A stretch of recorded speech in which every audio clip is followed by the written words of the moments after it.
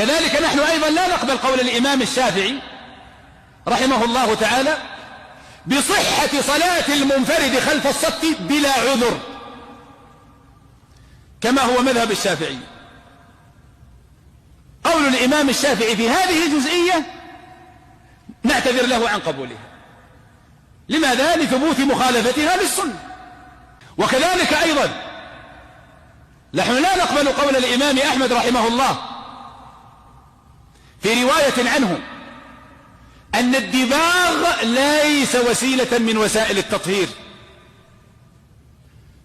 هذه رواية عن في مذهب الإمام أحمد منقولة عنه، قال الدباغ لا يطهر الجلد.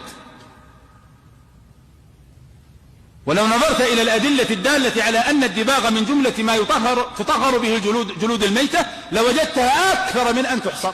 ولا نقبل كذلك قول الإمام أبي حنيفة رحمه الله بعدم وجوب الطمأنينة في الصلاة.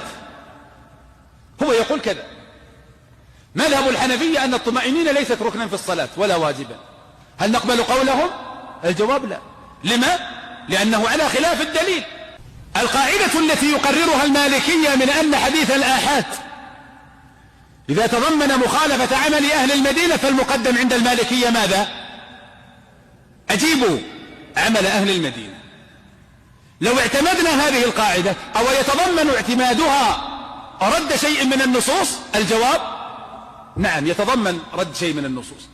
فبما أنها قاعدة يتضمن الأخذ بها رد شيء من النصوص فالواجب علينا